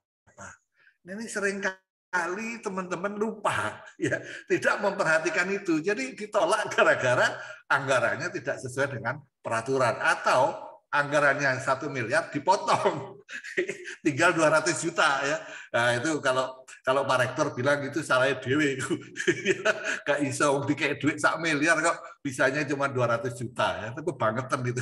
Ya, jadi mohon itu hal-hal yang penting. Lalu jangan lupa memperhatikan program-program kementerian kita, program-program negara, ya, dan program-program internasional, ya, misalnya SDGs, kemudian RPJMN, baik itu tingkat nasional maupun tingkat daerah. Dan yang terakhir apa? Jangan lupa dengan RIP-nya perguruan tinggi. Ya, jadi usulan itu akan sangat dihargai ketika hal itu terkait satu dengan yang lainnya. Ya, nanti RIP-nya Umaha ini ke lingkungan misalnya, kita penelitiannya sama sekali tidak mengarah ke lingkungan, pasti itu tidak mendukung ya rencana induk pengembangan penelitiannya institusi. Jadi ini yang menurut saya adalah sangat penting untuk diperhatikan. Yang ketiga itu susunlah dengan bahasa yang sederhana ya, dan padat serta mudah dimengerti. Mohon maaf kami sering kalau ikut review proposal penelitian ya dulu ya Pak Yus ya, waktu kita diundang ini banyak ya yang teman-teman tuh dalam menyampaikan rencana penelitiannya berputar-putar ya, setengah jam lebih pendahuluan aja belum selesai. Ya, gimana evaluatornya atau reviewernya bisa ngerti ya, nah, setengah jam aja nggak selesai. Jadi ini mohon kita membiasakan diri menulis yang singkat, tepat ya, padat, berdasarkan kepustakaan yang mutakhir. Ini juga termasuk kemarin Pak Rektor saya laporkan, ini teman-teman ketika menyusun proposal, nah ini banyak yang pustakanya ketinggalan zaman, ya, kemudian sudah tidak relevan. Jadi ini masalahnya sebetulnya yang diajukan itu masalahnya peneliti ya, penelitinya nggak pernah baca, kurang membaca ya, sehingga bukan masalah penelitian sebetulnya, masalahnya peneliti. Nah, juga tidak menggunakan bahasa-bahasa yang ambigu ya. Saya merasa belakangan ini ya, ini bahasa kita ini semakin sulit dimengerti ya. Ya, mungkin karena pengaruh kehidupan sehari-hari ya, bahasa-bahasanya semakin lama bukannya semakin mudah ya, mudah dimengerti. Dan yang terakhir, nah, unggahlah sebelum batas akhir. Ya, kita mengalami ya Pak Yus ya, kalau hari-hari terakhir itu DP2M dulu sulit diakses. Ya, kita muter-muter aja nggak bisa diunggah-unggah. Lalu mengeluh dan protes. DP2M ini apalah gitu, padahal salahnya peneliti sendiri. Ya, jadi pada hari H baru hari H-nya aja kurang 2 menit ya Pak Yus. Tengah malam baru diunggah karena dari sore nggak berhasil mengunggah. Nah, supaya stresnya itu berkurang, maka tadi ya unggahlah sebelum batas waktunya. Nah, saya rasa kalau ini dipenuhi dengan modal-modal yang sudah diterima dari Pak Direktur, dari Pak Yus, dari membaca sendiri, insya Allah deh. Prinsipnya itu, ya ini juga pesannya Pak Rektor ini. Ya, segala sesuatu di dunia ini nggak akan berhasil kalau nggak pakai duit. Betul Pak? Ya, duit. D-nya itu doa, U-nya usaha, IT-nya itu basisnya iman dan takwa ya. Jadi setelah selesai nulis, ya setelah selesai mengunggah jangan lupa didoakan supaya proposalnya atau pintu hatinya reviewernya dibuka. Ya kalau kita nggak mohon pada Allah, ya siapa yang akan memberikan? Ya, jadi selalu itu kita lakukan ya, sehingga pada saat penelitian, alhamdulillah ya, saya berdua dengan istri dari tahun 86 tuh mengajukan proposal. Sulit untuk gagal ya Prof. Setelah berkali-kali gagal. Setelah berkali-kali gagal. Jadi jangan lupa, kegagalan itu bukan suatu kesalahan. Tapi itu pelajaran, peringatan dari Allah. Barangkali kita kurang teliti ya. Saya kegagalan pertama kenapa tidak membaca pedoman. Ya tidak ikut. Ya pasti terang aja gagal. Kegagalan kedua kalah bersaing. Ya, ada yang lebih baik. Tapi kalau itu kita terima dengan hati terbuka, ya, sadar bahwa itu ada kekeliruan, insya Allah segala satunya lancar. Betul Pak Rektor, setelah yang ketiga kami berhasil dan sampai 1 tahun itu ya kita istirahat dulu deh, tidak melakukan usulan proposal ya. Tapi bukan berarti tidak melakukan penelitian. Ya, tiap semester alhamdulillah kami berdua punya publikasi internasional. Ya, sambil keluyuran kemana-kemari, tetap saja pelaksanaan Tridharma itu kita lakukan. Ini saja yang dapat kami sampaikan. Lebih dan kurangnya mohon maaf jika selama kami berdua melaksanakan program Duta Sering di UMAHA ada kata-kata atau tindakan atau perbuatan yang kurang berkenan di hati Ibu dan Bapak. Mohon maaf dan pada Allah kami mohon ampun. Sekali lagi, dan untuk teman-teman perguruan tinggi lain, mohon ikut kegiatan-kegiatan yang diselenggarakan oleh kementerian. Ada banyak sekali kegiatan yang dapat diikuti. Baik, saya akhiri dengan menyampaikan ucapan wassalamualaikum warahmatullahi wabarakatuh.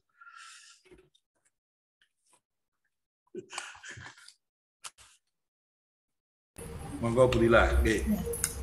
Waalaikumsalam warahmatullahi wabarakatuh. Subhanallah, luar biasa sekali Pak Abi. Singkat, padat, jelas, dan selalu menginspirasi kita semuanya. Terima kasih Bapak. Semoga Bapak selalu sehat dan selalu dalam lindungan Allah Subhanahu wa Ta'ala. Baik, untuk selanjutnya izinkan kami mungkin ada 1 atau 2 pertanyaan, 1 untuk Pak Abi dan 1 untuk Pak Rama. Kepada para hadirin yang masih setia bersama kami berikan waktu 1 pertanyaan saja kami tujukan kepada Pak Rama dan 1 untuk Pak Abi. Kami persilakan Bapak Ibu yang ingin bertanya terkait dengan tips, trik untuk mendapatkan hibah. Ada yang rasa?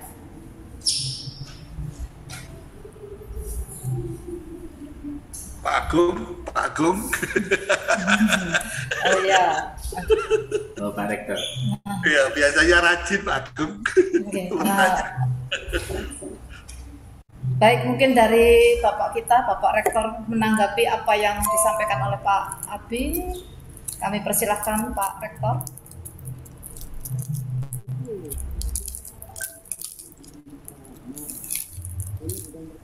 Semuanya belum terdengar. Suaranya kok, iya. Suaranya belum terdengar. Halo? Iya. Oke. Jadi ini bukan pertanyaan tapi tawaran atau lamaran. Jadi saya selaku rektor ingin melamar Bapak, Pak Abimanyu Nusantara dan Pak Yus Rama menjadi konsultan UMAHA. Sebagai staf ahli rektor misalkan gitu ya. Dan pakai online saja, nggak perlu. Nanti kalau kita mau jalan-jalan ke Bali, baru nanti bareng-bareng kita. Nah, gitu. Perlu diagendakan ini, Pak Khairul Ibad. Satu bis kecil, kita ke Bali sambil dalam perjalanan ada guyonan-guyonan gitu ya, sehingga bisa nanti. Terima kasih tawarannya semuanya, mohon tidak ditolak. Terima kasih. Insya Allah Pak, untuk negara apa sih yang tidak dapat kami berikan? Ya Pak Yus ya, terima kasih sekali dan atas kehormatan untuk diberikan kepada kami berdua. Nah, kalau memang konsultannya jadi UMAHA, itu peruntukannya nanti untuk seluruh dosen se-Indonesia. Iya. Siap, Prof. Terima kasih Pak. Ya, terima banyak kemarin. Terima kasih Pak Rektor. Selanjutnya Bapak Ibu, jika memang tidak ada pertanyaan dari peserta, kami akan melanjutkan sesi berikutnya, yaitu penghargaan reward terkait dengan keaktifan, kedisiplinan, dan komitmen dari Bapak Ibu dosen selama mengikuti kegiatan Data Sharing UMAHA 2021. Kami panggil atas nama Bapak Aksan Mu'afa. Kami berikan yang pertama adalah sertifikat penghargaan atas nama Bapak kok Bu Yunita. Atas nama Bapak Aksan Mu'afa ST MPD sebagai peserta program Data Sharing penelitian dan pengabdian kepada masyarakat. Dan yang kedua, Bapak Rektor juga menjanjikan tidak hanya sekedar sertifikat tapi ada reward yang bisa digunakan untuk meningkatkan totalitas dan bisa digunakan memberikan yang terbaik intinya untuk tridharma perguruan tinggi. Mungkin tidak kami sebutkan hadiahnya, rewardnya apa, tapi yang penting kami sudah berusaha untuk memberikan yang terbaik kepada yang berhak untuk menerimanya. Selamat kepada Pak Aksan, apa? Mudah-mudahan dengan sedikit ini bisa menambah semangat dan menambah motivasi untuk Bapak. Ini beliaunya, Bapak Aksan, mungkin bisa menunjukkan videonya dan kami berikan 1 menit untuk memberikan kesan dan pesan Bapak selama pelaksanaan, selama Bapak mengikuti kegiatan Data Sharing di UMAHA. Kami persilahkan Pak Aksan. Karena ini yang terbaik, maka saya berikan reward 5 juta untuk Pak. Terima kasih Pak Rektor. Nggih, terima kasih Bu Lila untuk waktunya. Assalamualaikum warahmatullahi wabarakatuh. Waalaikumsalam warahmatullahi wabarakatuh. Terima kasih untuk Pak Rektor, kemudian untuk para detaser, Pak Yusrama, Pak Abimanyu, tak lupa juga terima kasih kepada Ketua LPPM dan juga timnya yang begitu solid memberikan kegiatan-kegiatan yang bermanfaat untuk dosen-dosen. Kesan saya mengikuti 25 hari itu ternyata masih kurang. Jadi apa yang saya dapat sepertinya itu masih jauh dari kata cukup begitu. Kemarin ketika saya masih merevisi pun itu juga masih agak bingung begitu loh. Jadi masih belum terbiasa dengan alur kerja para detaser kita ini yang begitu runut, begitu detail, sehingga bisa memberikan proposal ataupun luaran penelitian yang menurut saya sempurna. Oke, itu aja kesan pesan dari saya. Terima kasih sekali lagi untuk para detaser. Terima kasih untuk ilmunya. Insya Allah nanti apa yang panjenengan sampaikan semua itu benar-benar bermanfaat buat saya dan mungkin juga untuk para dosen UMAHA. Terima kasih untuk Pak Rektor juga untuk supportnya. Ditutup, Pak Aksan. Saya Bapak memberikan izin Bapak untuk menjadi apa saya nggak tahu yang untuk Kementerian Agama itu. Kalau bisa dijelaskan itu sehingga manfaat nanti ilmunya didetaseringkan di lingkungan Kementerian Agama. Silakan.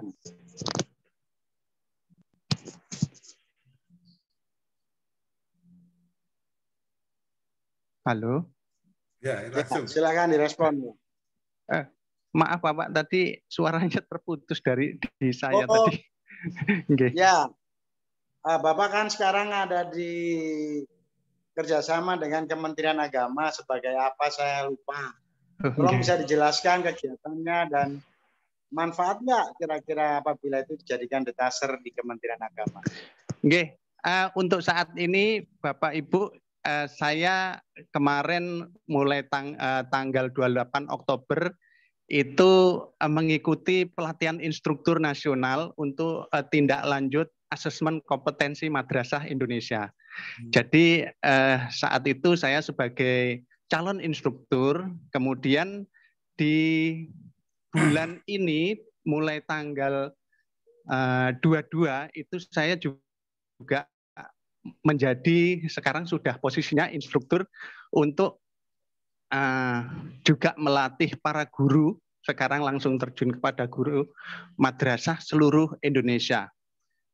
Untuk Senin depan itu sudah ada gelombang satu lagi dan saya harus berangkat ke Pontianak untuk luring di sana.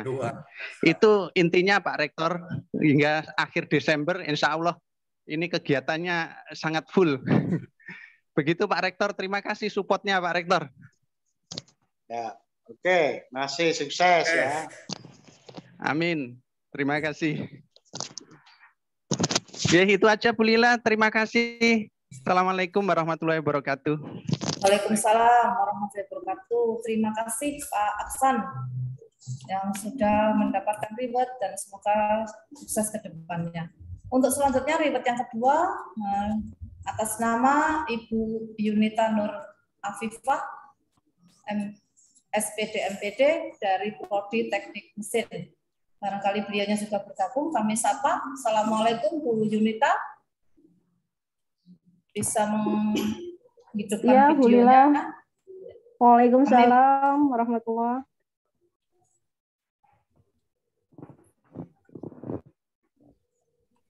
Kami persilahkan Bu Yunita untuk memberikan sepatah dua kata-kata. Sekali lagi sebelumnya selamat untuk Bu Yunita yang telah mendapatkan reward dalam program Detasering UMAHA 2021. Terima kasih Bu Lila atas kesempatannya. Saya ucapkan terima kasih kepada Pak Rama, Pak Yusrama, kemudian Pak Abimanyu karena telah membimbing kami dan juga tim untuk membuat buku, kemudian artikel untuk PKM, pengabdian masyarakat, dan proposal PKM.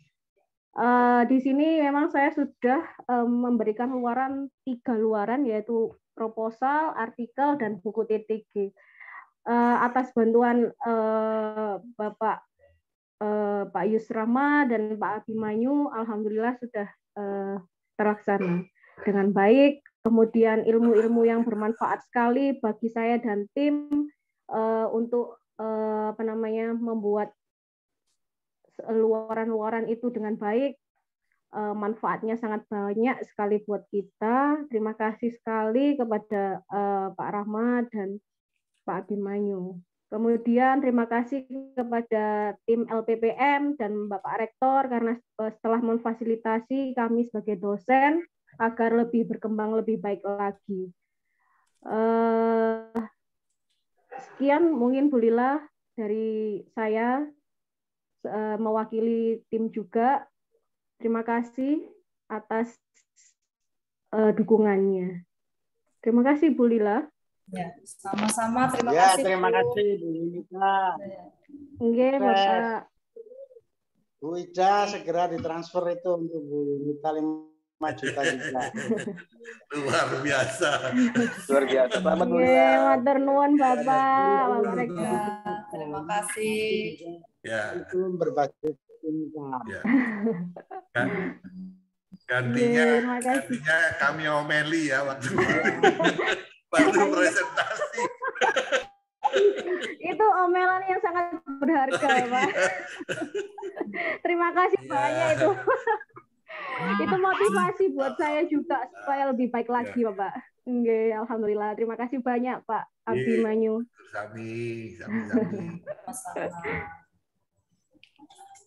Semoga selalu semangat, Bu Yunita. Terima kasih. Amin. Kepada seluruh peserta yang masih setia, tibalah saatnya kita untuk mengakhiri acara ini. Begitu, ya. Pak Rektor, tidak ada lagi yang disampaikan?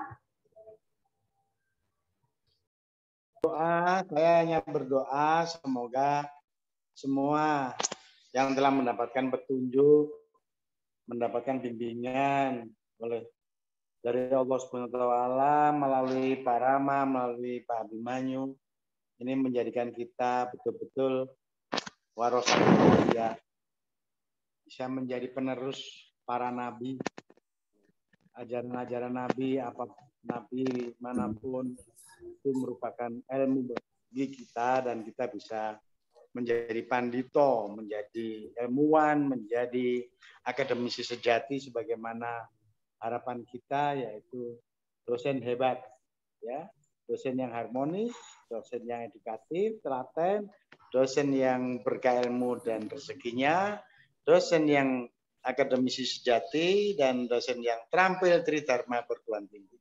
Ini doa-doa kita setiap kita ketemu. Dosen hebat. Dosen hebat. Terima kasih. Mari kita tutup dengan sama-sama membaca Al-Asr. Bismillahirrahmanirrahim. Al-Asri innal insana lafi khusrin illa alladziina aamanu wa amilus sholihat wa tawassaw bil haqq wa tawassaw bis sabr. Terima kasih. Assalamualaikum warahmatullahi wabarakatuh. Waalaikumsalam. Terima kasih kepada Bapak Rektor yang sudah sekaligus menutup acara ya Bapak dengan ucapan alhamdulillahirabbil alamin. Usai sudah acara tip dan triks untuk perolehan hibah dan penutupan data sharing UMAHA 2021. Semoga kita berjumpa kembali pada program-program yang lainnya yang kita nantikan, dan semoga kita selalu diberikan kemudahan menjadi dosen yang hebat, menjadi manusia yang kuat, tangguh, dan tidak lupa adalah manusia yang bermanfaat untuk sesama. Tadi oleh-olehnya Pak Abi akan kita laminating begitu ya Pak Abi ya. Tadi ada duit, yaitu doa, usaha, iman, dan takwa. Itu sangat penting dan selalu memberikan siraman rohani. Dan kami sampaikan bahwa UMAHA seperti yang dikatakan Pak Rektor tadi, ada olahraga, ada olah rasa yang intinya kita selalu berpikir positif dan selalu bersyukur atas kesehatan, atas limpahan rahmat dan rezeki yang telah diberikan Allah kepada kita semuanya. Dan yang terakhir adalah olah jiwa, dan mudah-mudahan dapat dukungan dari semua Bapak Ibu peserta hadirin bahwa UMAHA akan mengadakan kegiatan UMAHA bersholawat, salah satu bentuk daripada olah jiwa yang insya Allah akan diadakan pada tanggal 9 Desember 2021 bersama Habib Lutfi dari Pekalongan. Terima kasih atas partisipasi Bapak Ibu. Jika ada kata-kata yang kurang berkenan, Mohon maaf, segala kekurangan hanya milik kita sebagai manusia, dan kelebihan dan kesempurnaan hanya milik Allah Subhanahu wa Ta'ala. Terima kasih kami ucapkan kepada Bapak Petase, Bapak Abi, Pak Yus, ya. Jangan bosan-bosan ya Pak. Tadi sudah dilamar Pak Rektor, berarti tidak putus silaturahmi. Kita selalu bisa berjumpa di lain waktu dan di lain kesempatan, dan semua atas izin Allah semata. Innama amruhu idza arada syai'a ayyaqula lahu kun fayakun. Matur nuwun sangat, mohon maaf sekali lagi, terima kasih, sampai jumpa di lain kesempatan. Assalamualaikum warahmatullahi wabarakatuh.